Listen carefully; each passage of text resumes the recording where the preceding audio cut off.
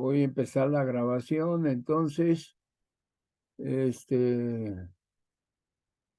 faltan 2 minutitos a ver si llega algo más. Ya son 23, faltarían como 7, pero ya, ojalá lleguemos a 25. Entonces está Tinoco, Mejía, Mundo, Cuevas, Peralta, Serrano, Santos, Bustos,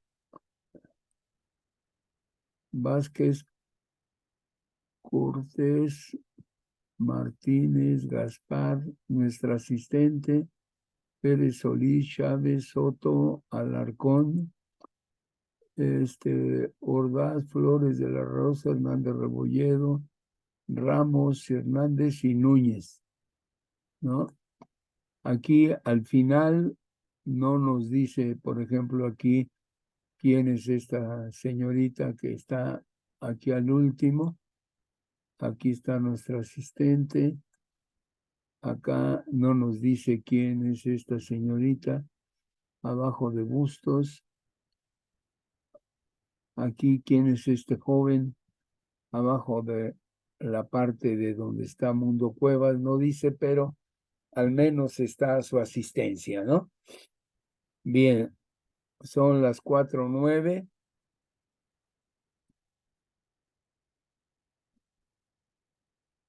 4:09:45.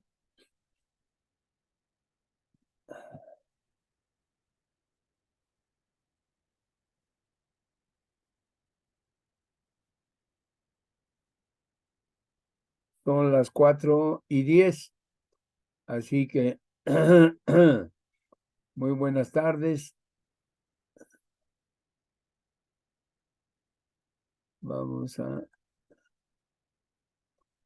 Muy buenas tardes. Vamos a empezar nuestra clase. Estuve enviándoles noticias relacionadas con el ciclón. Ahora el que está pasando es el Otis. Se les da el nombre a los ciclones y a los huracanes utilizando letras del abecedario. ¿Se acuerdan que la primera noticia cuando estábamos dando clases iba por la M, ¿no? No me acuerdo si fue Mara, Max. Ya van 4 ciclones seguidos que entran por el Pacífico. Es algo inusual, o sea, seguiditos. Entonces, todos han causado daños, pero este último Otis venía con mucha fuerza, venía con el nivel de grado 5, que es el máximo, y iba a entrar por Tecpan de Galeana, y en Acapulco dejó varios daños.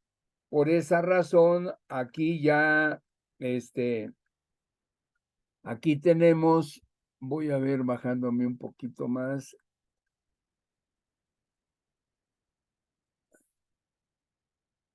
No, creo que no les mandé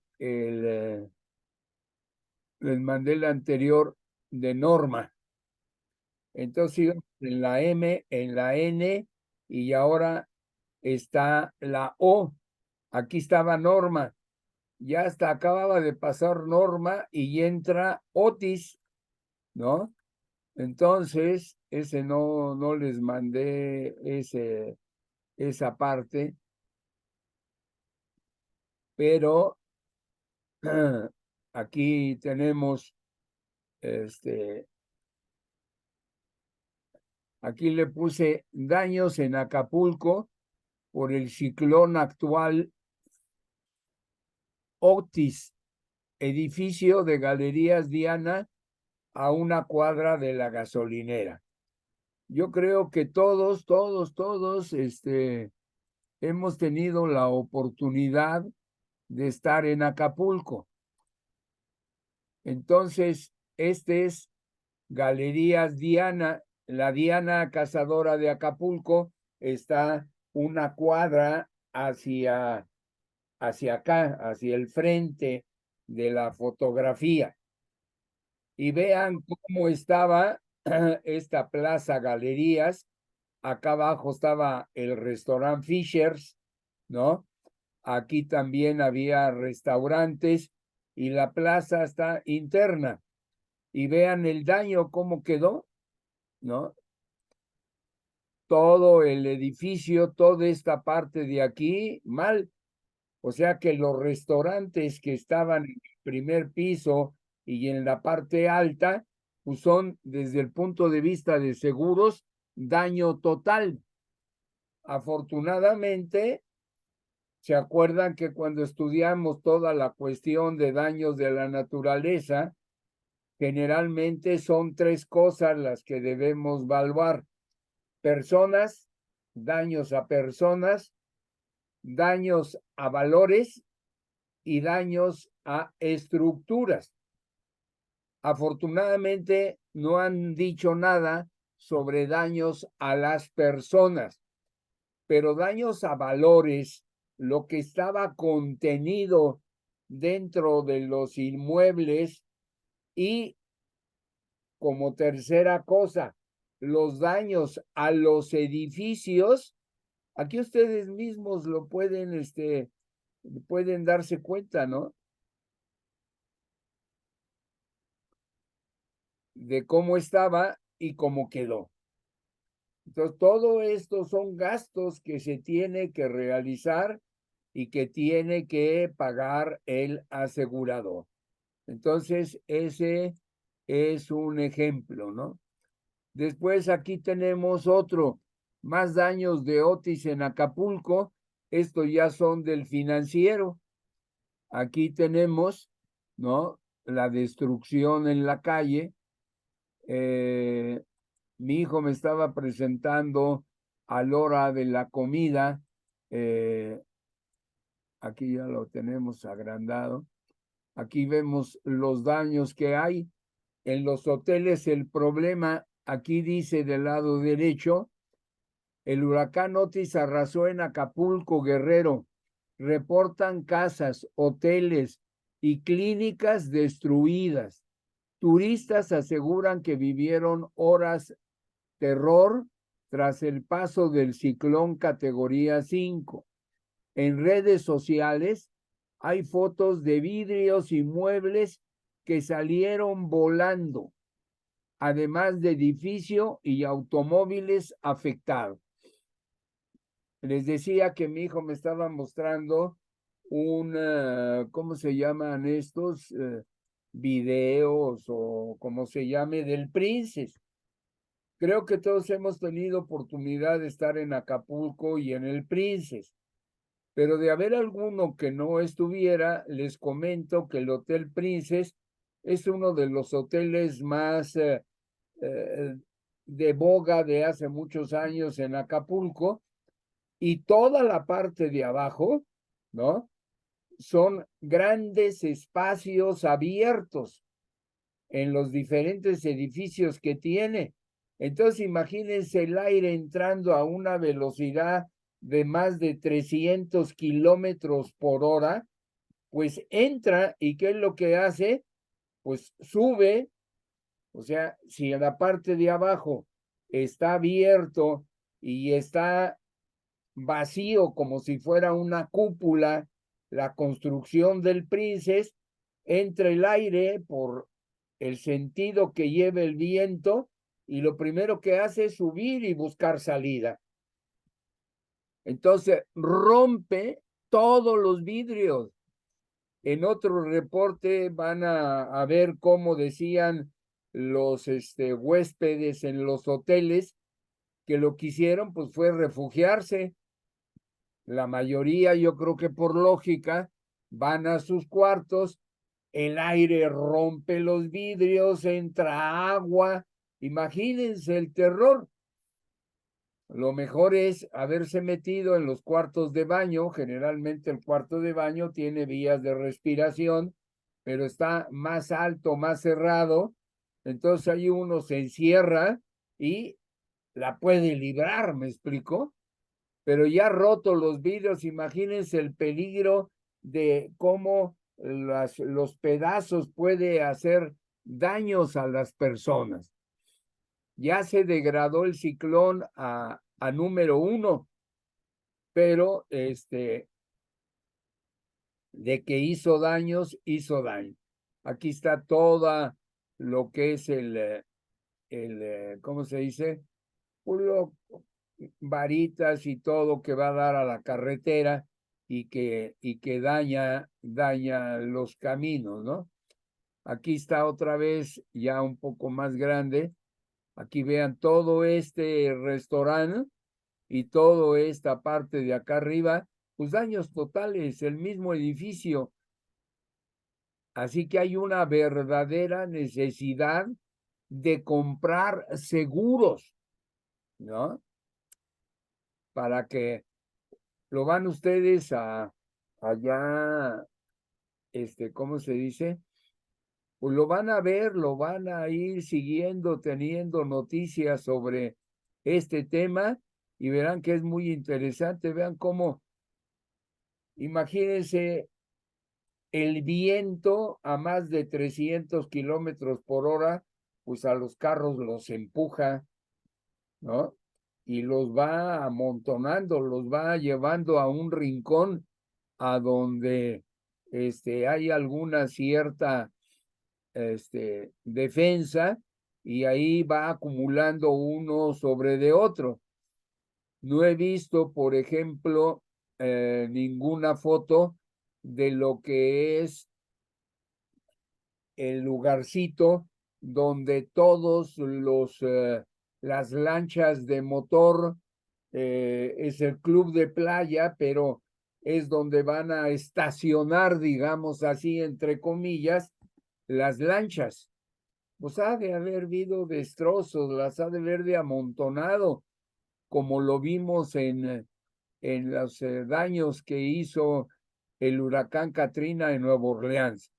Entonces ya este es México, ya no es Estados Unidos, ya lo está viviendo y padeciendo nuestra gente, los mexicanos.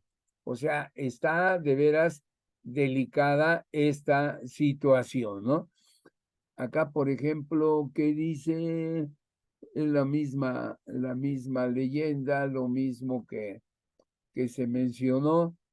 Vamos a ver acá si hay alguna leyenda. No sé si lo haya. No, no hay nada del periódico, pero pues yo siguiendo las normas del sistema educativo de Montessori, si en este momento está sucediendo un evento grande, interrumpo y a todos los estudiantes trato de presentarles lo que está pasando. Entonces, jóvenes, ustedes están estudiando, están viendo los riesgos. Si tienen algún momento, ahora que han de estar en casa, porque las clases están siendo en línea, vean algún o algunos noticieros de los que va a haber en la tarde y en la tarde noche y en la noche. O sea, hay varios noticieros. Véanlos, por favor, y van a ver que les va a dejar un recuerdo colateral a la teoría de los temas sobre riesgos de la naturaleza que estamos viendo. Otro que también subí fue este de los cangrejos, daños del riesgo del calentamiento global. Descubren la razón por la que más de 10,000 cangrejos murieron en Alaska. Los cangrejos de Alaska tienen la particularidad de ser gigantes. No son los cangrejitos chiquitos que nosotros vemos en las playas por aquí, o las jaivas que son un poquito más grandes. No, no, los cangrejos de Alaska tienen unas manos, pero gigantes, ¿no? Todos estos brazos. ¿Y cuál es el daño? Ah, pues aquí vamos a leerlo juntos.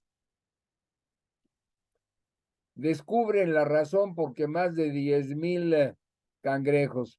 Un fenómeno que sacudió a los científicos fue la ocurrencia de la muerte de más de 10 millones de cangrejos. O sea, la cosa es cómo los contaron, ¿no? Pero, digamos, fue una cantidad enorme, ¿no? Ha sucedido entre los años del 18 al 20 en el mar de Bering.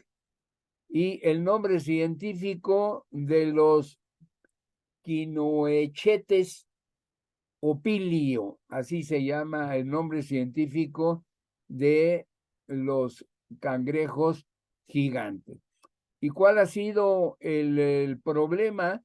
De que esta pérdida fue tan grande que obligó a cancelar la temporada de pesca 2022-23 de estos crustáceos de notable valor económico.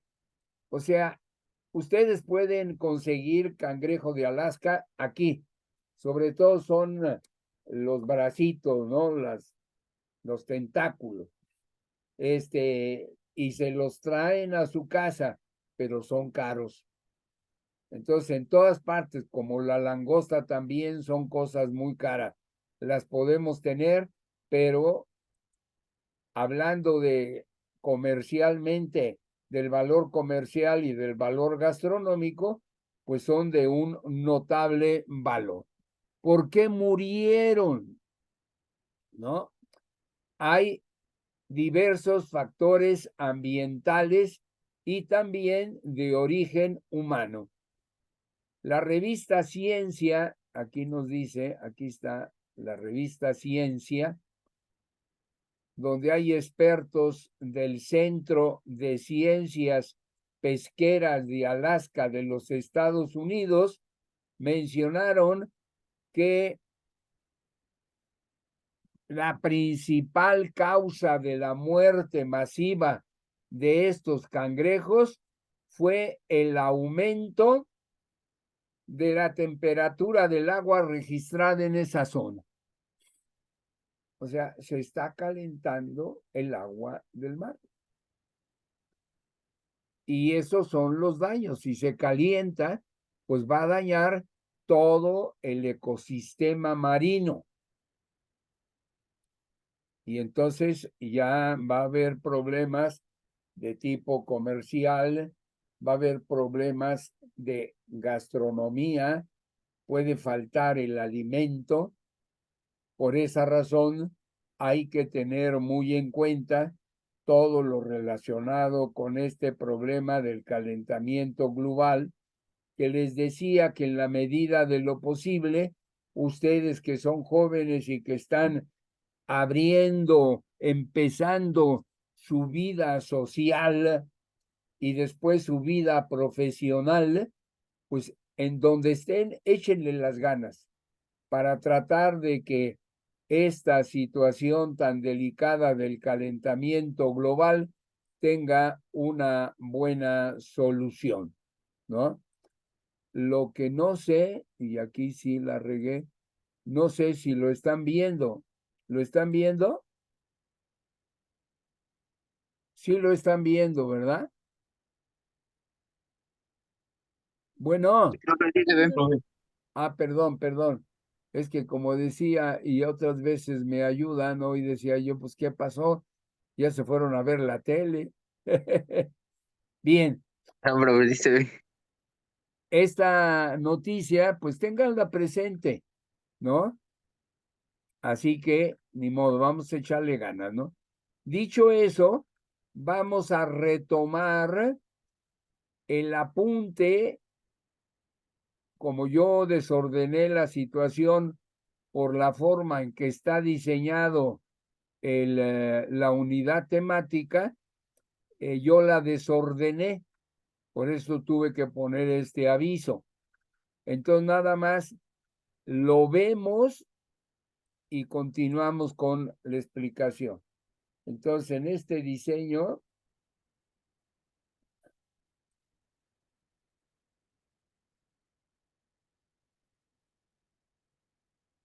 en esta hoja de diseño,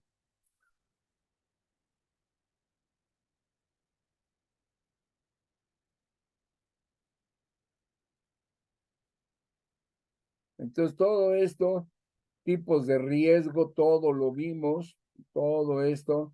Aquí esta parte de los desastres, donde la fórmula llega y los comentarios a la multiplicación de frecuencia por severidad.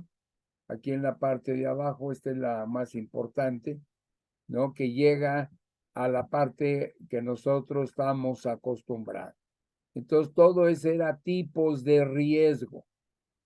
Después habíamos olvidado de hacer comentarios también sobre las enfermedades terminales.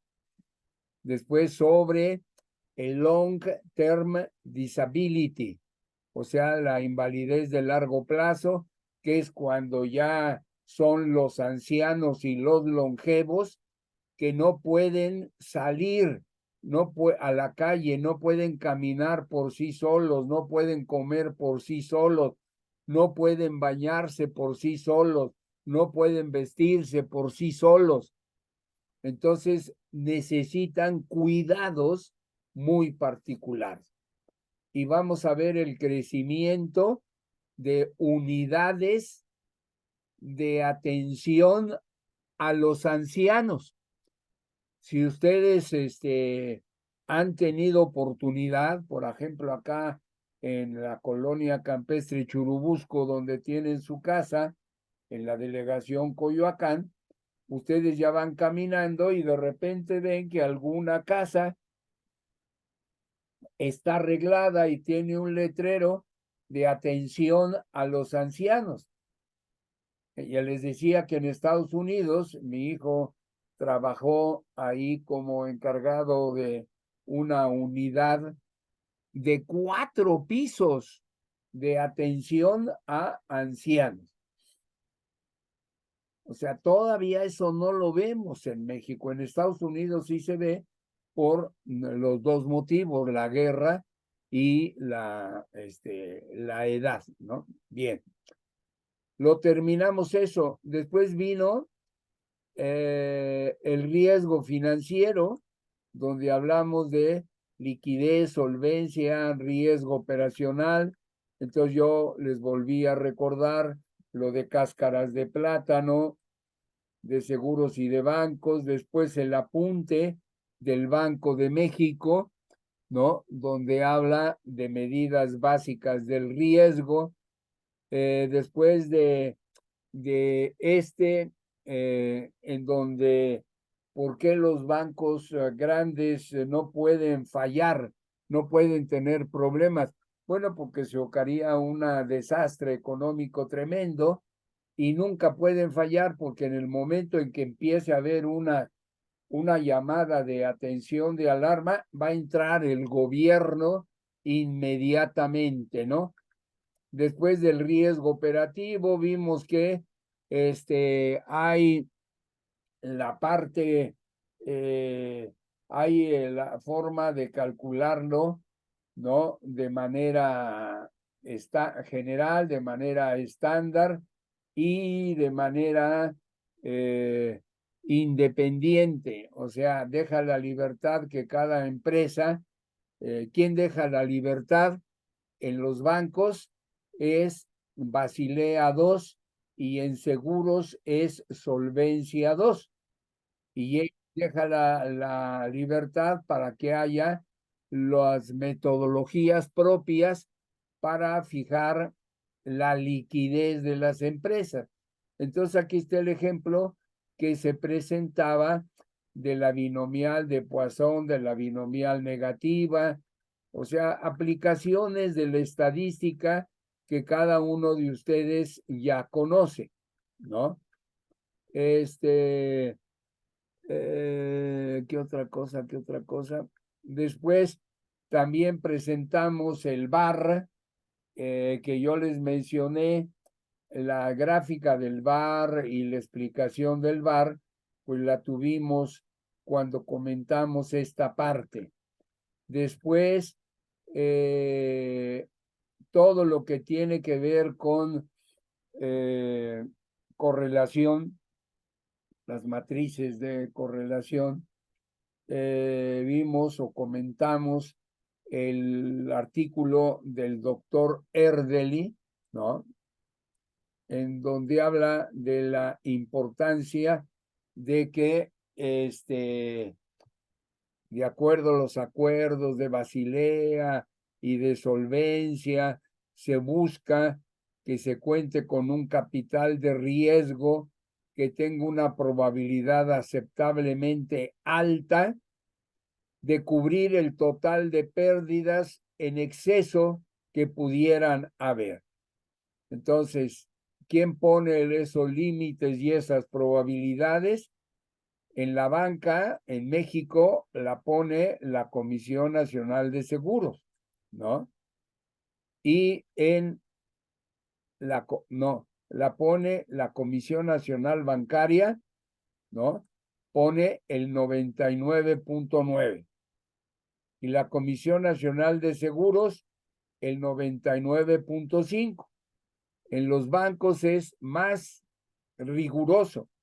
Se va al 99.9% de que no habrá ningún valor que rebase ese punto. En cambio, las aseguradoras dan chance, ¿no? Que 1.5 pueda ocurrir. Les di las direcciones para que ustedes lo puedan consultar. Después, todo lo relacionado con Basilea son 92 páginas, es muchísimo, además de todo el material que tienen, pero si hay alguien que quiere conservarlo, tenerlo y en el futuro utilizarlo, así que sea. Y aquí fue donde me salí yo, porque teníamos que comentar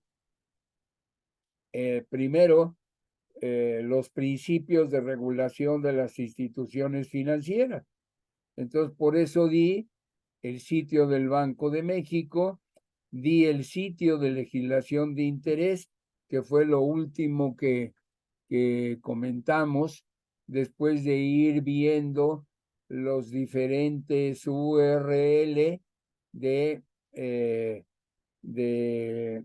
lo que era, primero vimos el organigrama de la Secretaría de Hacienda, después vimos el Consejo de la Secretaría de Hacienda, que está conformado por las tres comisiones: Comisión Nacional Bancaria y de Seguros, la Comisión Nacional de Seguros y la Comisión Nacional del Ahorro para el Retiro, Banjico y el IPAD, ¿no? Esas son las 5. Y pues quería que les comentáramos, ¿no? Todo lo relacionado con seguros. Nos ponía la ley, que al menos ya la comentamos, la abrimos, pero también la Circular Única de Seguros y Fianzas, que es la CUS. Eso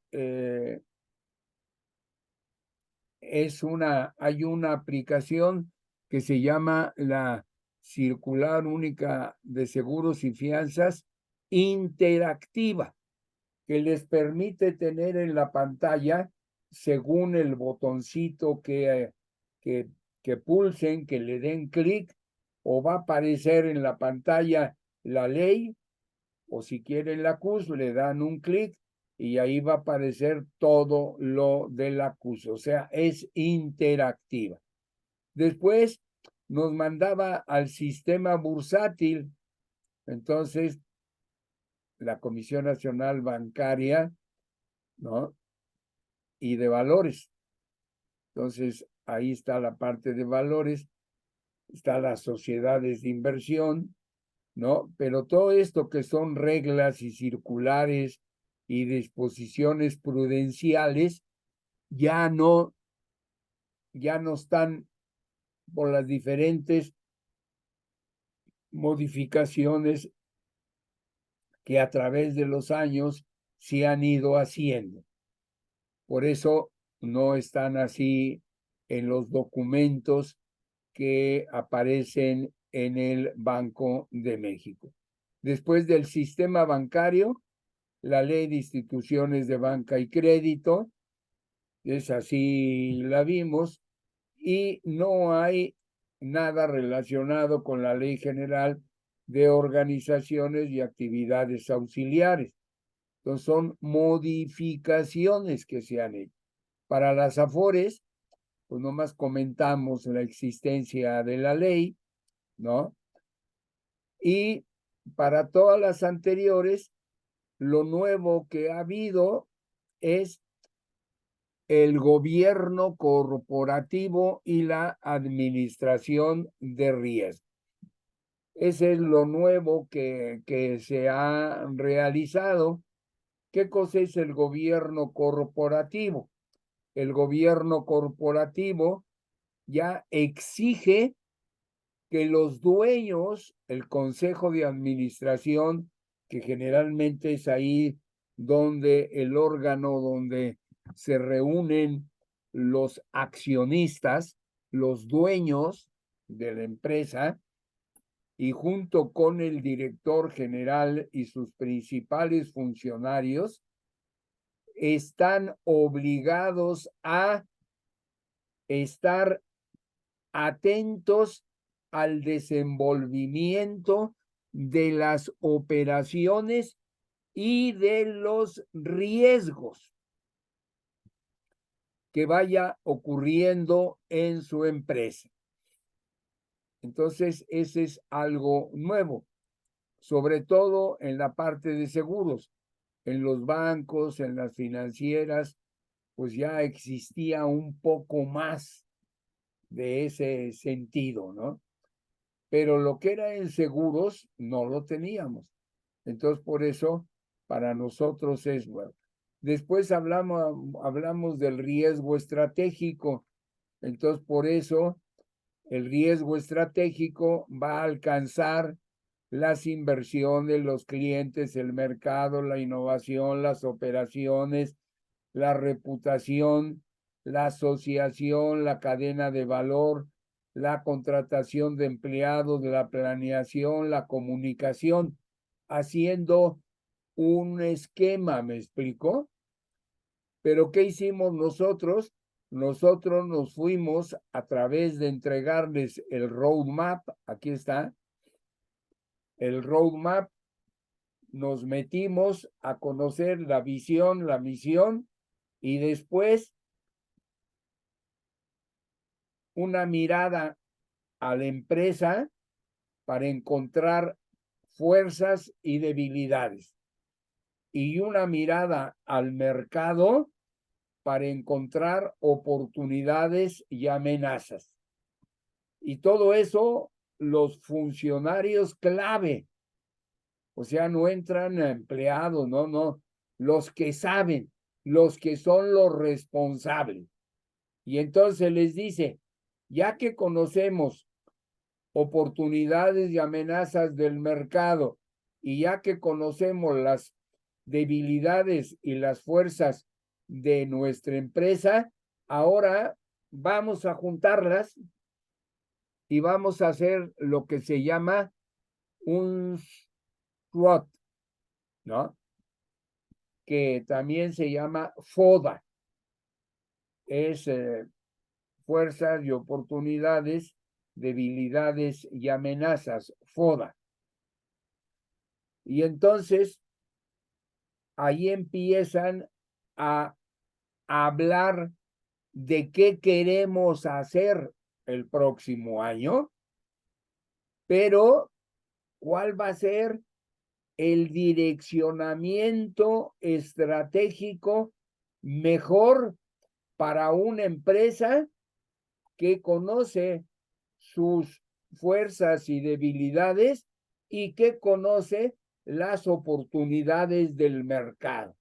Y ahí van a... Entonces era donde yo les decía, es la mejor oportunidad para que el administrador de riesgos tome nota de lo que dicen, quién lo dice, cómo lo dice, a qué se compromete, y entonces él va a identificar ya de una manera más fácil en qué va a participar cada uno en el riesgo estratégico. ¿En qué va a participar el riesgo estratégico? Pues cuidar de que no haya pérdidas por no cumplir el riesgo estratégico, porque el riesgo estratégico es el caminito que se va a seguir. Si alguien se sale del camino, va a ocasionar pérdidas, no se va a lograr lo que él, todo el equipo junto con el director pusieron como lineamiento estratégico. Entonces aquí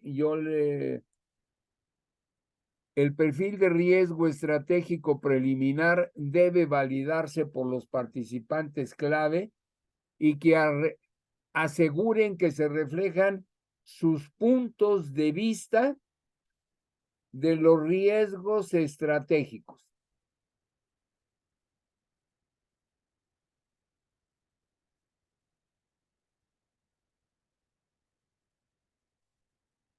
De los riesgos estratégicos más críticos con cuyas políticas deben estar alineadas.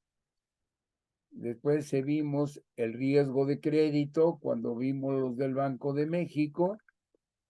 El enfoque actuarial es un artículo, es difícil, ¿no? Porque ya está escrito por actuarios y ya estamos hablando ya no de conceptos matemáticos sencillos, sino me parece que este artículo, este joven trabajaba en, no sé si era el Banco de México o ¿cómo se llama? El Banco de México, la Secretaría de Hacienda. Y este trabajo lo presentó en Cancún. No, aquí le quiero poner, pero no me deja. Aquí donde está Cancún. Aquí dice Cancún ICA 2000. Entonces es un artículo interesante. Después viene el riesgo de mercado en México. Se da la liga para el trabajo premiado, el riesgo de mercado en México. Acuérdense que en el mercado hay muchos cambios. Hay cambios de moneda, o sea, divisas. Hay cambios en las tasas de interés. Hay problemas de falta de capital. Es lo que él está hablando de un capital bancario óptimo, ¿no? Entonces, otra cosa que van a encontrar es crédito, es liquidez, es legal. Entonces, hay muchos conceptos. Entonces, este artículo, si es el que yo les estoy pasando, sí, Alan Elizondo, como aquí ya no lo da, yo lo puse en el foro. Por eso dice aquí, ver foro.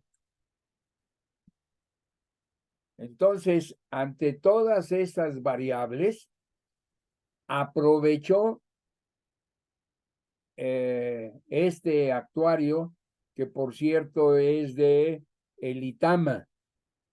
Así que desde el 2000, ¿cuándo fue que lo hizo?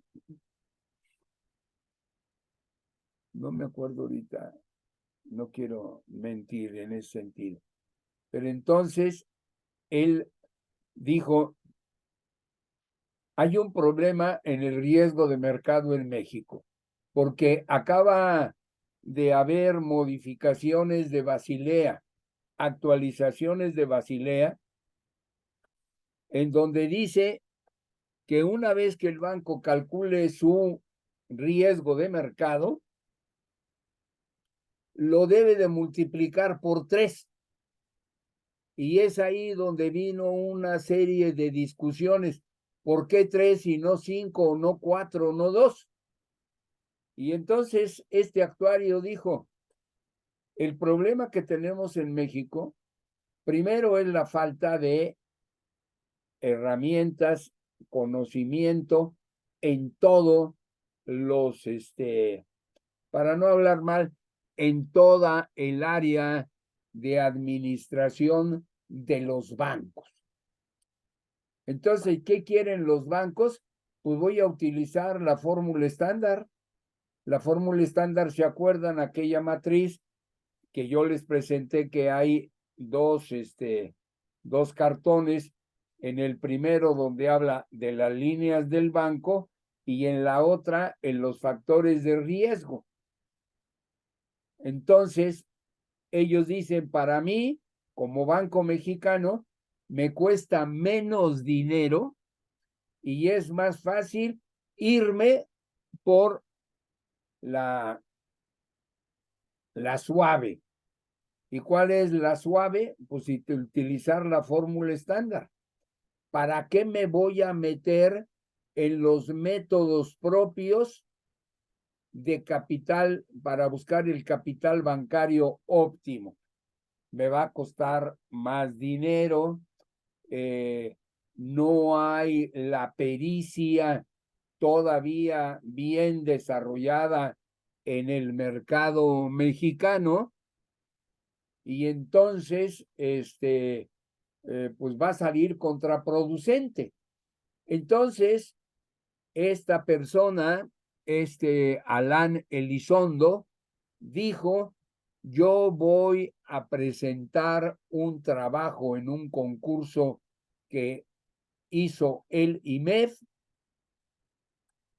y lo metió a concurso el trabajo, el riesgo de mercado en México, una evaluación de métodos para determinar el capital bancario óptimo.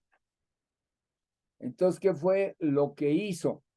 Primero, en su introducción, pone el problema de Basilea y de los bancos y de que la situación de México con la cuestión de la divisa del peso y el dólar, pues crea muchos problemas. Entonces dice, voy a demostrarles cómo el problema del riesgo de mercado medido por divisas me va a ocasionar problemas muy severos. Y entonces compara el peso contra el yen, contra el marco alemán y el yen japonés. El yen japonés es el que tiene más fluctuaciones. Entonces, demuestra en una de sus primeras partes de este trabajo, demuestra que los rendimientos que deja las divisas del peso son mucho mayores que las demás monedas en valor absoluto. Quiere decir que todos tienen el mismo problema, pero en México de una manera más grave. Y entonces dice, si hay regiones o hay países que no reflejan lo que sucede en los ¿cómo le llaman? Los G10, en los 10 países más importantes, pues yo quiero proponer que se debe diferenciar entre los países desarrollados y no desarrollados. Y para que llegara a eso, hace una serie de trabajos estadísticos tremendos, ¿no? Después, en la segunda parte, son varias partes, ¿no? Pero en la segunda parte y la más importante son de los métodos para determinar el capital bancario óptimo. Él utiliza el VAR y en el VAR utiliza el método varianza, covarianza, el sistemático y la simulación. Usa tres, ¿no? Usa tres y el que más, y esos tres les ajusta a través del uso de una distribución generalizada de errores. Y entonces hace una serie de trabajos, de ajustes, y a veces no da todos los detalles de cómo fue haciendo. Te los platica y después te da la conclusión presentándote una tabla. Una tabla donde tú puedas ver cuáles son los resultados, ¿no? Utilizando el VAR sistemático, el varianza, covarianza y por simulación. Y entonces llega a la conclusión de que está demasiado cargado el multiplicar por 3. Él al final logra llegar y demuestra, ¿no?, que el factor 3 que usa Basilea, él sugiere que para México y para otros países no desarrollados se puede utilizar la mitad de ese factor. ¿Y cuál es la mitad? El 1.5. Pero además agregándole un factor de ajuste, un factor de adición, que es de 250 por 4 y que sale igual a 1. Entonces, si es igual a 1, pues nada más queda el de el del 1.5, ¿no? ¿Qué otra cosa les puedo comentar de este trabajo? Ahí está en el foro, se los dejo. El único problema que es una copia en blanco y negro. Entonces, él a veces comenta colores y uno dice, bueno, pues ¿cómo le hago? Adivino, pues creo que debe de ser este, ¿no? Después hay unos valores de paréntesis chiquitos para el subíndice inferior derecho de la NU, de la N griega, NU, y también no se distingue, o sea, tiene sus defectos. Por eso yo preferí platicárselos en la medida de lo posible, tratando de explicarlo lo más claro posible, pero él, en pocas palabras, hace un muy buen trabajo y es premiado, ¿no? Entonces, lo que no hice y quiero hacer es meterme al Congreso de ICA a ver si también Alan Elizondo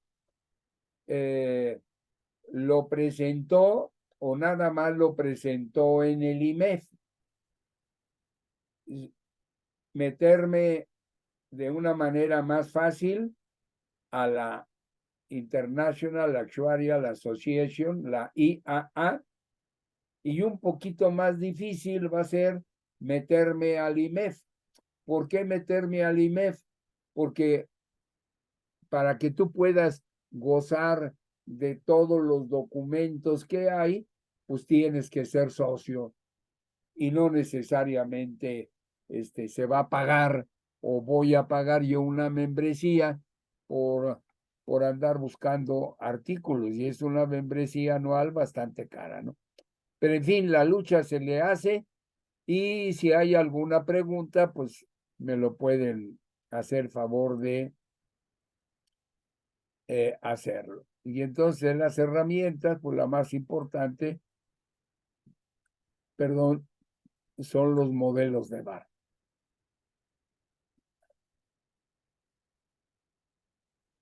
Y ya llegará el siguiente semestre donde lo pueden hacer.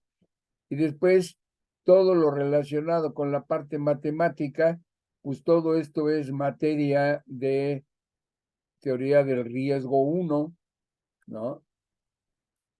Después viene de las colas también puede ser, ¿no? que son los cisnes negros. ¿Qué otra cosa? Del VAR les decía que hay un libro ahí que les suplico que por favor lo bajen, ¿no? Porque tiene todas las metodologías del cálculo del VAR y además trae teoría y ejemplos resueltos sobre portafolios que les puede ayudar en su próximo año. Entonces son dos libros, El valor en riesgo de Alfonso Novales y el Quantitative Risk Management, ¿no? Estos dos libros están en el foro y si le pueden sacar utilidad, qué bueno, ya la hicimos, ¿no?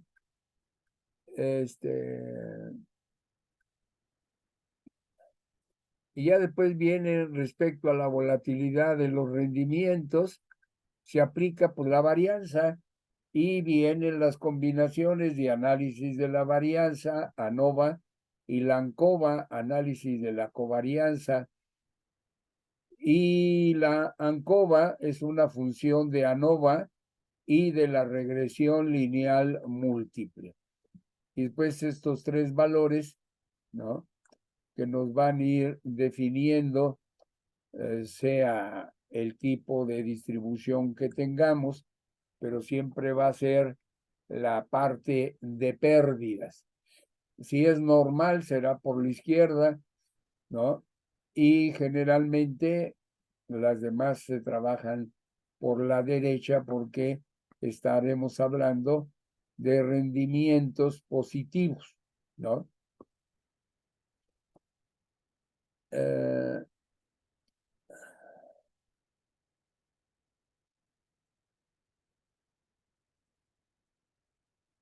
Una liga para la volatilidad y las medidas de riesgo y sus aplicaciones actuariales y financieras. Este está muy sencillo, es mucho rollo, es de España, y ahí a lo que llega es a que cuando calculemos las primas, pues hay los recargos en donde tú recargas o por la parte de usando la media o usando la sigma, ¿no? O usando un factor determinado. Entonces son las tres formas de recargar en las aplicaciones actuariales y financieras la parte de prima. Así que se van al centro del problema y ahí lo tienen. Y pues midiendo el riesgo de los mercados financieros, donde habla esto de volatilidad.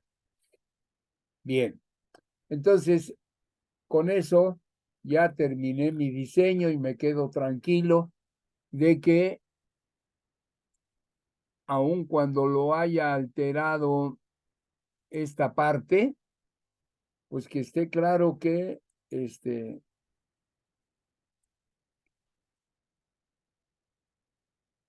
de que lo vimos, lo comentamos y ustedes tienen aquí las presentaciones y sobre todo todos los documentos. ¿Me explico?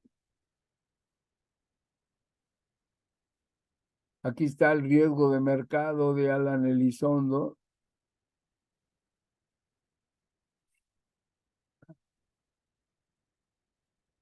Está en blanco y negro. ¿Son cuántas páginas? Son 20. Va a evaluar los métodos. Y aquí yo les subrayo cómo hay que, primero que la regulación bancaria habla sobre analizar las posibles pérdidas que pueden ocasionarse por los cambios en los factores de mercado. ¿Y cuáles son? El tipo de cambio, las tasas de interés, precios de acciones.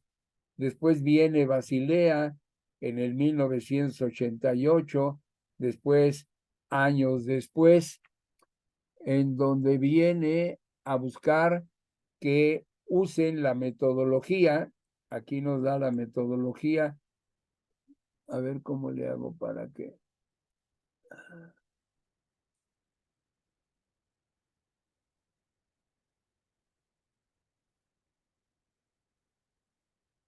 No, usen la metodología estándar.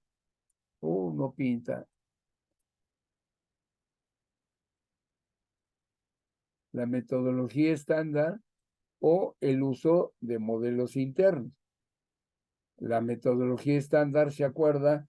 Donde se define determinados porcentajes del 12 al 18% de las diferentes líneas, ¿no?, de bancos. Y por otra parte, en la parte superior, se colocan todos los factores que pueden ocasionar pérdidas. ¿Y cuáles son esas pérdidas? Pues en la medición de cosas que pueden afectar el riesgo operativo de la empresa. Entonces ahí está fraude interno, fraude externo. O sea, ahí les mencioné en una clase, se lo señalé en uno de los artículos, cómo están las diferentes factores y matrices, ¿no? Después dice que el que Basilea haya pedido eso, pues que fue una medida extraordinaria. Y que se usara la herramienta estadística y los análisis de las características de los factores de mercado. Y dadas las circunstancias de riesgo en México, pues que dentro del contexto regulatorio internacional, pues iba a haber ciertas diferencias y que él iba a exponer. La herramienta que utiliza es el VAR y aquí está la distribución de errores generalizado o en singular, distribución de error generalizado. Y él, usando el VAR, va a utilizar varianza, covarianza, simulación y Monte Carlo. Simulación histórica y Monte Carlo. ¿Qué otra cosa? El factor de que pone esta, ¿cómo se llama? Que pone Basilea, su factor es muy conservador, es decir, es muy alto, ¿no? Y puede desviar los intensivos de los bancos a no utilizar los modelos internos porque cuestan más dinero, hay carencia de conocimientos y eso puede ocasionar que se vayan los bancos por un esquema de factores multiplicativos, como es la fórmula estándar, ¿no?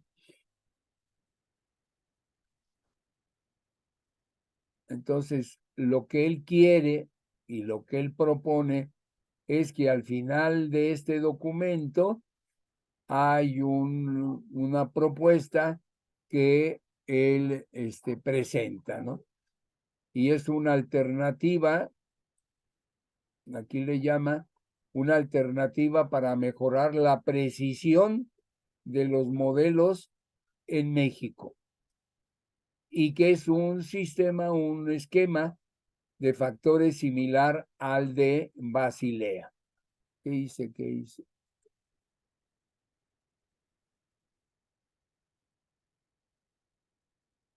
Después hay la introducción, empieza a hablar de aquello que existe en el mercado desde 1996.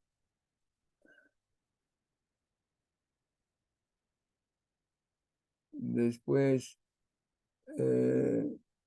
y desde 1996, ¿qué hicieron el grupo de los 7? Pues estaban muy preocupados acerca de la estabilidad e inestabilidad potencial del sistema monetario y financiero internacional.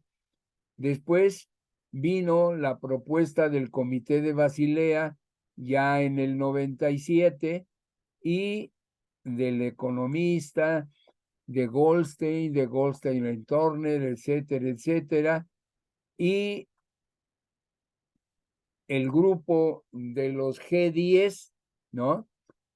Pues se van apoyando el principio del acuerdo de capital de Basilea del 88, pero ya al 96, ¿no? ¿Y qué otra cosa? Va haciendo muchos análisis comparativos, eso hay que ponerlo, y ya divide que va a trabajar con el VAR en diferentes acepciones. En la sección segunda habla del riesgo de mercado en México con respecto al observado en países industrializados. La tercera habla de un análisis tradicional del valor en riesgo. En la sección 4 se aplica con detalle pruebas retroactivas y de estrés sobre los modelos VAR más tradicionales, varianza, covarianza, simulación histórica y Monte Carlo. Y en la parte final toca la cuestión del tamaño del factor multiplicativo de Basilea por el cual se multiplica el resultado del modelo VAR para derivar el mínimo capital regulatorio. Entonces, como ven, se apega o me apego yo mucho a esta parte. Y entonces empieza a utilizar el riesgo de mercado. Y dice, en esta sesión se estudian las propiedades estadísticas de uno de los factores de mercado más representativos del nivel del riesgo del país. ¿Y cuál es? El tipo de cambio del peso mexicano contra el dólar estadounidense. Y para ello, esto sí no se los mencioné, toma 3 periodos. El periodo de crisis, ¿no? Va a calcular el VAR específico para el caso de México y la muestra la elige del periodo antes de la crisis, el periodo de la crisis que fue por diciembre del 95, ¿no? No, ese ya la poscrisis, y el periodo de estabilización, ¿no? Del 95, yo me acuerdo que era del 95, pero esos son los datos exactos, ¿no? Entonces, va dando detalle de todo su trabajo. Esto es cómo son los rendimientos diarios del peso. Estos son los comparados con el yen. Los del yen son mucho mayores, pero en términos generales se ajusta, ¿no? En alguna parte dice que son mucho mayores y tiene que usar la desigualdad de Chebyshev para encontrar el ajuste. Y aquí está, es diciembre de 94, no diciembre de 95. Aquí la caída que hubo en el valor del peso en diciembre del 94. Entonces, aquí está diciembre del 94. Periodo precrisis, y la crisis empieza en el 94.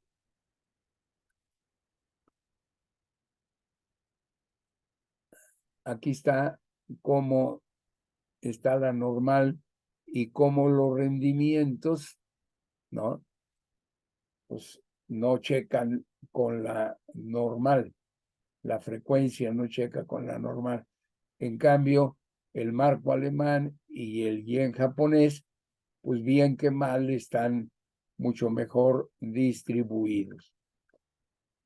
Pues empieza a explicar el modelo VAR varianza, covarianza, la simulación histórica y el VAR simulación Monte Carlo. Y ya va sacándola. Y tiene que meter un modelo específico para las condiciones observadas en México. Va a utilizar otros modelos de cálculo del riesgo, que es el GARCH, ¿no? En donde va a manejar la varianza en forma exponencial. Y esto es lo que les digo, hay paréntesis y literales griegas que aquí no aparecen, entonces ya con eso ya pierde mucho, es una copia fotostática que no va a llegar. Aquí vuelve a salir cuáles son los valores de quién. Pero en fin, era lo que yo buscaba que tuvieran ustedes, ¿no? Hace una serie de ajustes y aquí dice que por colores, pues aquí lo que podemos, nomás que lo que él propone que sería siempre la parte interna. La de arriba a lo mejor está exagerada y no es bueno seguirla, y la de abajo está muy por abajo y por lo tanto es un rechazo, aunque se puede trabajar con todos los valores que pueden caer, pero de manera particular la gráfica central. Pruebas retroactivas, todo este capítulo es de pruebas y ajustes en las, ¿cómo se llama? En las, aquí ajusta el modelo VAR para el caso específico de México. Aquí vean cómo tiene la distribución de error generalizado, el de varianza, covarianza, el de simulación, ¿no? Y dónde anda el otro, el de Basilea anda por acá arriba, ¿no? El de México, que diga este es el de Basilea y el otro es el de México. Después, ¿qué otro? La prueba de la binomial, el análisis histórico, el factor multiplicativo de 3.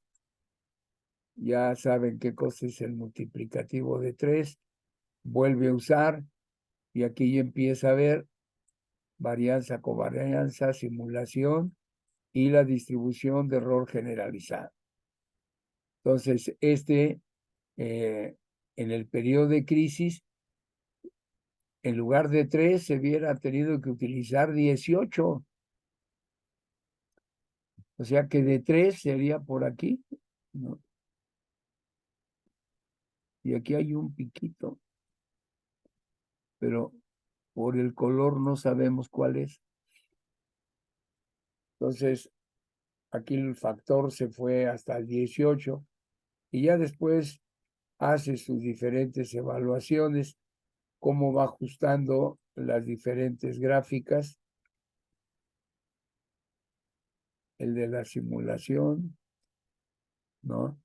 Los factores multiplicativos, es otra, por aquí debe de estar, hay un factor multiplicativo de 3, pero que con la generalizada de errores y el parámetro, que sea cual sea, ¿no? Aquí el parámetro. Entonces, ese factor multiplicativo, aquí, este es la de la distribución del error generalizado, el de Basilea, que está en 3, ¿no? Y después la fórmula de Stahl, que no lo comentó. Para hacer este capítulo, tome en consideración, ¿no?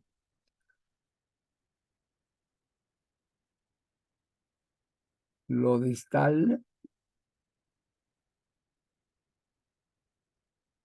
¿no?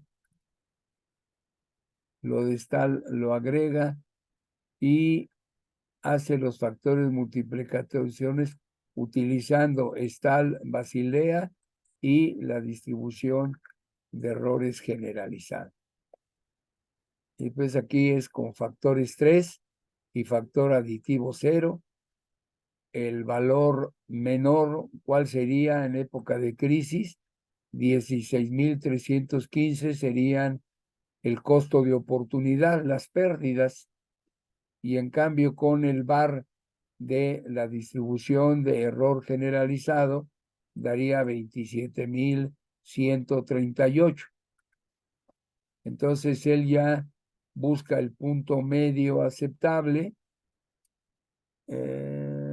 Entonces, acá.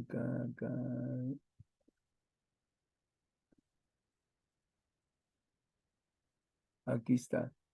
El 1.5 y el recargo del 2.5 por 0.4 da 1 al ser una, ¿no? Y entonces ya se encuentran que los valores ya se ajustan mejor.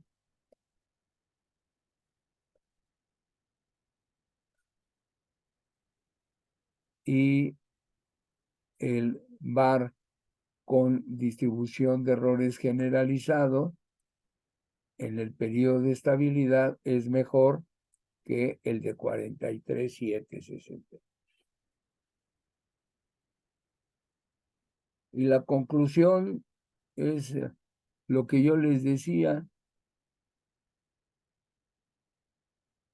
que el mejor es el de varianza covarianza ajustado por la distribución generalizada de errores, y que el cobrar el factor de 3 veces, pues como que no conviene mucho, ¿no?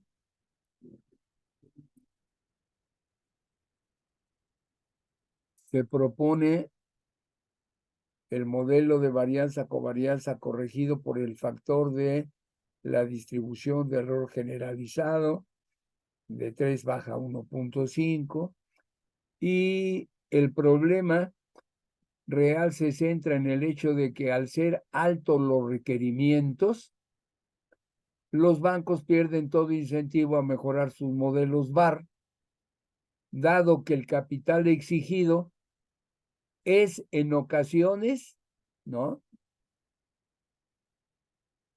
mayor al ser estimado por el modelo alternativo mucho más simplistas. O sea, que calculándolo bien lo suben más, entonces dice, no me meten problemas, mejor uso la fórmula estándar.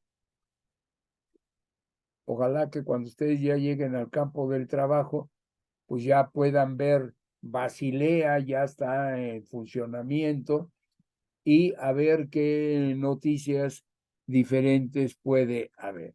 Y ya después viene todo lo que tiene que ver con sus fuentes que él consideró. Bien, dudas, preguntas.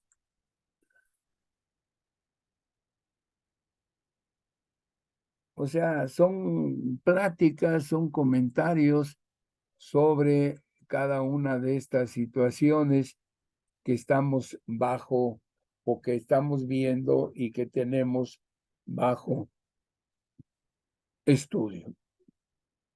Bien, entonces creo que esta unidad fue bastante irregular.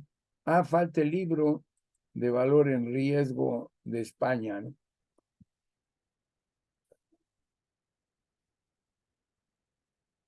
Es de Alfonso Novales. Él es del Departamento de Economía Cuantitativa de la Universidad Complutense de Madrid. Y va a tratar primero la semidesviación típica y momentos parciales inferiores, después el valor en riesgo, ¿no?, y limitaciones, el VAR condicional, ¿no? Todo lo que pues son medidas que hay del riesgo, ¿no? Después, descomposición del VAR, enfoques alternativos para el cálculo del VAR. Hay el método delta normal, el delta gamma, que se llaman las griegas. ¿Qué otra cosa? Cálculo a partir de un modelo factorial lineal, el VaR en valores en carteras de renta fija, el VaR en renta variable, en VaR paramétrico, en distribuciones de rentabilidad, en distribuciones no gaussianas, cálculo del VaR mediante simulación histórica. Esta es la que usó él, ¿no?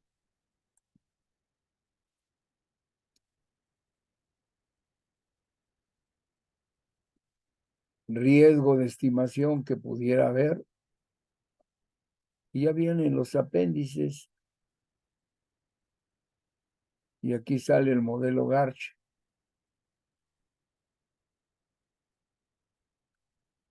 Y ya después ya ustedes lo pueden ver.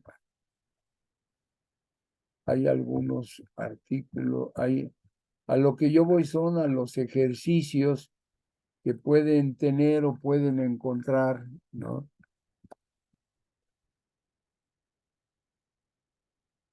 Aquí, por ejemplo, hay un ejemplo, ¿no? Usa los datos de la tabla, después les da. Pues hay ejercicios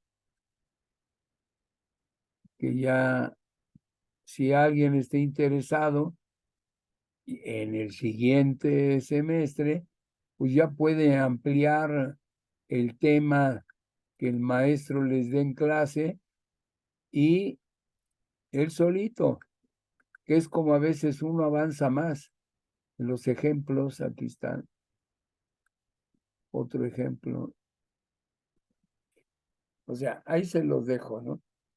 Ojalá que les sirva, lo tengan a la mano, que sea una ayuda mínima, que no sé si lo estaban viendo cuando lo abrí. ¿Lo pudieron ver?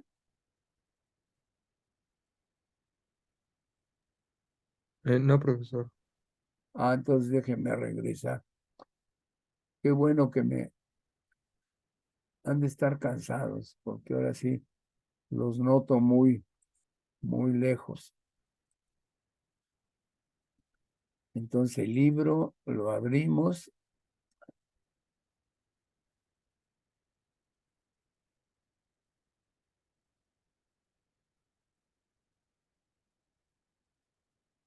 Entonces decía que Alfonso Novales es de la Departamento de Economía Cuantitativa de la Universidad Complutense de Madrid. Semidesviación típica y valor en riesgo son comentarios que decía que Profesor, empieza. ¿Sí? creo que sigue sin compartirla. ¿Mandé? Creo que sigue sin verse. ¿Sigue sin verse? Sí, Ahora, sí, ahora sí ya. ok. Entonces estábamos comentando lo que tiene. El VaR tiene sus limitaciones, ¿no? El VaR de una cartera, diversificación de riesgos, cómo se descompone el VaR, enfoques alternativos para el cálculo del VaR, el método delta normal, el delta gamma que se conoce como las griegas, ¿no? El VaR mediante un modelo factorial lineal, el normal de VaR en carteras de renta fija, el lineal normal del VaR para una de renta variable, el paramétrico bajo distribuciones de rentabilidad no gaussianas, el de simulación histórica, que es el que les decía que en el artículo comentado anteriormente, ¿no? Este es el que utiliza, ¿no? para lo del capital óptimo en México de los bancos por riesgo de mercado. Y donde concluye que el factor de 3, el factor multiplicativo de 3, de que el valor que encuentres lo multipliques por 3, él dice que es demasiado alto y que él propone 1. Riesgos que puede haber en la estimación de Val, ¿no? En la de los riesgos paramétricos. Y estábamos en esta parte de los apéndices donde el modelo Garch, que también tiene que utilizarse. Algo comentaremos. Y la otra cosa, señalaba que a través de la literatura y de lo que va haciendo, de repente encuentran algunos ejemplos, ¿no? Y lo explica como si estuviera en el pizarrón. Aquí tienen este, ¿no? Aquí hay otro ejemplo.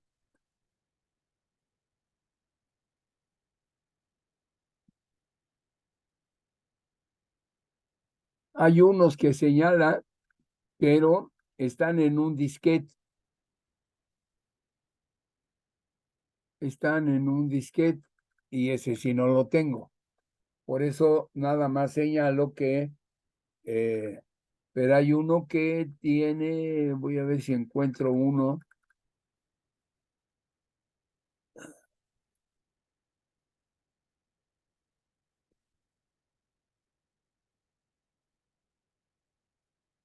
Aquí está. Cuando lo ponga de esa forma, quiere decir que está hablando de ejemplos, ¿no? Que están en un disquete de Excel, ¿no? Aquí da un ejemplo y da todo el detalle. Aquí da otro ejemplo y da otro detalle. O sea que tiene las dos cosas a la vez. No vas a tener todos los ejercicios, pero sí te da, aquí está una de las medidas del riesgo, que es la pérdida esperada y que no entra, el VAR no entra en estas consideraciones. ¿Qué otra cosa?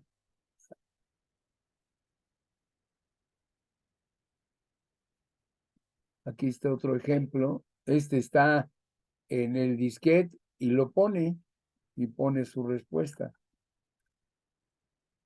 Entonces ahí se los dejo, ¿no? Es comentar todo lo que nos pide el programa y que ustedes tengan algo.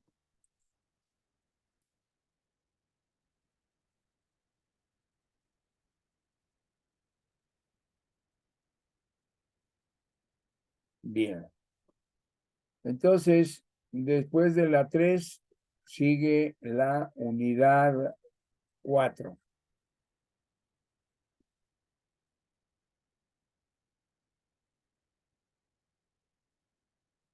Esta de la regulación es la 5ª. Por eso cuando ya terminemos la 4, todos estos lo voy a poner en la unidad 5ª correspondiente. Y la última unidad es hablar sobre profesionalismo, o sea, cómo debe comportarse el actuario dentro de su profesión, que tiene que ver mucho con la ética, ¿no? Bien, entonces hemos llegado ya a la unidad temática número 4, bases para la evaluación del riesgo. Son 5:32. Pues creo que apenitas vamos a dar la introducción para, pero yo no sé cuándo vamos a tener clase. Les quiero comentar lo siguiente. Yo estoy programado para que este domingo 29 me hagan la cirugía de catarata en el ojo derecho. O sea, yo estoy ponchado, ¿no? De mi ojo derecho. Entonces, me presento el domingo a las 7. Es cirugía ambulatoria. Si todo sale bien, salgo parchado, ¿no? Y yo no sé qué indicaciones van a dar, si puedo ver la computadora, si puedo distraerme en la televisión, o si no puedo leer mucho tiempo. O sea, entonces viene la pregunta. El domingo no hay problemas, pero el lunes me tocaría dar clase. Entonces tengo que regresar el lunes, me operan el domingo y al día siguiente a las 7 de la mañana regreso a que me revisen cómo tengo el ojo y en ese momento o sigo parchado o ya me descubren el ojo dependiendo de cómo está la operación. Ahí todavía me pueden decir que, pues que no puedo ver bien o lo que sea, o que no lea mucho, o que no me esfuerce mucho. Entonces, yo les pido de favor que me tengan paciencia y cualquier indicación que me den los médicos, yo les mandaré un correo confirmando que tenemos clase o confirmando que no puedo darles clase y que nos veríamos hasta la segunda semana de noviembre. ¿Por qué? Porque el lunes estaría o no estaría yo enfermo. Y el miércoles es el puente de la UNAM, que es el día 1 y 2 de noviembre, que es un asueto que aparece en el calendario de la UNAM.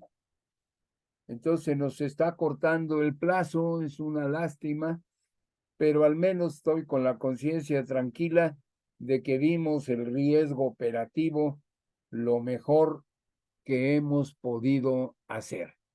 Bien, entonces por eso les comentaba de que pues voy a explicar el alcance de la unidad temática número 4, que son las bases para la evaluación del riesgo.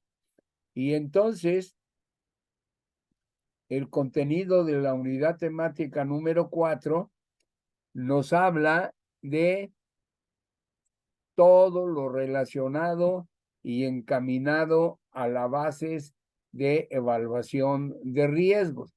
Y hay 4 puntos que quiere que comentemos. Son estos 3 y el que está acá abajo.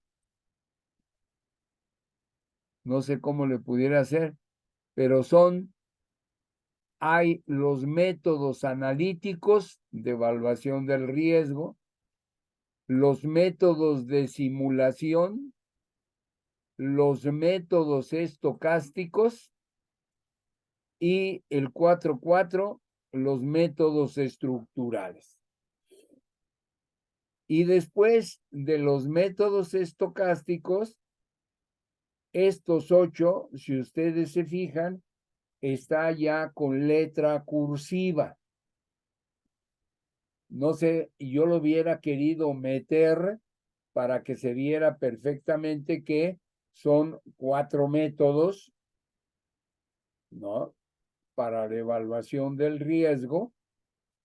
Y ya después, hablando de los 4 métodos, y así lo voy a hacer, entro a explicar los métodos estocásticos, que son 8, y terminando eso, hablamos de los métodos estructurales, el análisis dinámico financiero, DFA, Dynamic Financial Analysis. Entonces, como ejemplos de evaluación de métodos estocásticos, yo les presento trabajos realizados sobre el tema de cada uno de ellos. Voy a presentarles un trabajo inflacionario en donde ustedes ven la necesidad de contar con el conocimiento de series. Después viene el modelo de Wilkie. Es algo romántico para los actuarios porque en su tiempo fue la maravilla. Pero acuérdense que hay el riesgo del modelo. Además de todos los riesgos que ya estudiamos, nos falta todavía que cada modelo pues tiene su propio riesgo. ¿Y cuál es el riesgo? Pues de que no jale o que haya resultados que no son lo correcto que se supone debieran ser. Por ejemplo, hay un modelo muy importante que aplicamos nosotros en lo relacionado a rendimientos y después se descubrió que no jalaba como debería de jalar. Es el de Black-Scholes. La primera parte era de ellos, pero después vino un tercero, ahorita no me acuerdo su nombre, y se tuvo que corregir ese modelo. Eso es lo que pasó con el modelo de Wilkie, que tiene que ver con las inversiones. Aquí está lo del proceso inflacionario, son series. El modelo de Wilkie tiene que ver con la inversión. Cuando salió, pues no había nadie que lo corrigiera, pero como fue viniendo los avances tecnológicos, pues se ha venido a descubrir que han tenido que hacérsele un sinnúmero de ajustes que aún hoy en la actualidad todavía se le siguen haciendo. Después vamos a platicar sobre el modelo de los siniestros. O sea, tú vas a trabajar en una compañía de seguros y tienes que utilizar un modelo para el cálculo de tus siniestros, dado que vas a contratar reaseguros que a lo mejor son reaseguros no proporcionales, en donde tienes que valorar tu siniestralidad futura, sus máximos y esa situación. Y también tiene sus asegúnes. Después viene los principios para el cálculo de primas, lo vamos a ver.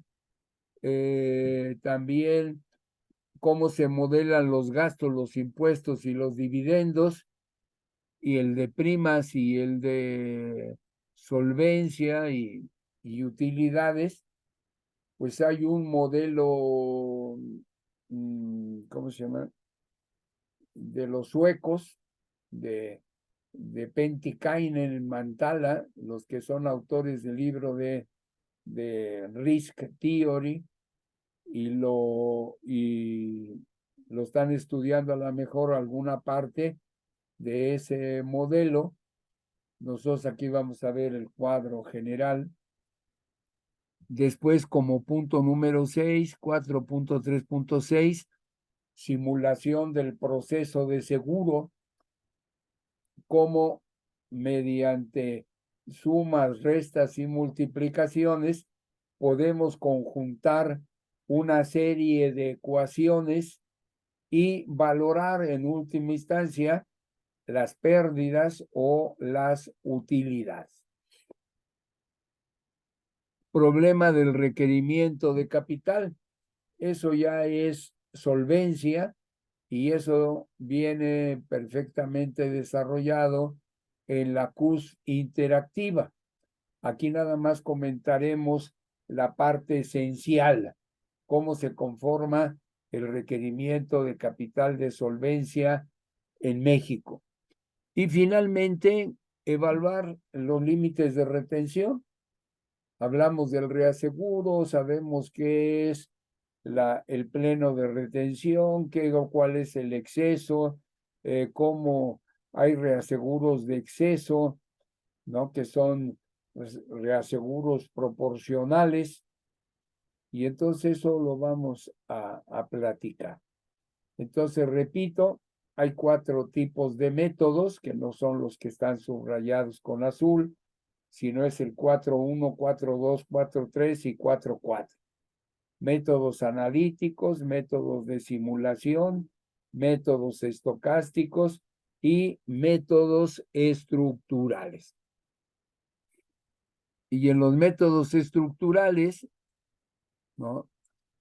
Hay un análisis, llamémosle, que nació con la parte de solvencia, que se llama el análisis dinámico financiero. ¿Cuál es el objetivo que pretende, ¿no? El objetivo que pretende la unidad 4, que el alumno conceptualice los diferentes métodos de mayor relevancia para la evaluación de riesgos. Bueno, pues eso, con la explicación que se pretende que yo les entregue, ustedes ya deben de conocer métodos analíticos, son los comunes y corrientes, todos los de actuarial, son fórmulas. Los métodos de simulación, tenemos que conseguir y simular y estresar los diferentes resultados que podamos encontrar. Y después ya vienen los métodos más elaborados de los métodos estadísticos, donde van a ir saliendo la varianza, covarianza, va a ir saliendo los de los autorregresivos, que son AR, después hay ARIMA, que son los métodos autorregresivos con movimiento, con promedios móviles. Después viene el GARCH, primero el GARCH y después el GARCH, y o sea, son una serie de métodos que van a escuchar el nombre, pero que nosotros no vamos a explorar cada uno de ellos porque son tema de materias existentes en FES-Zacatlán, y habrá una clase en donde específicamente yo les diga todos los diferentes conocimientos para la administración de riesgo que no necesariamente lo hemos estudiado durante las materias, ¿no?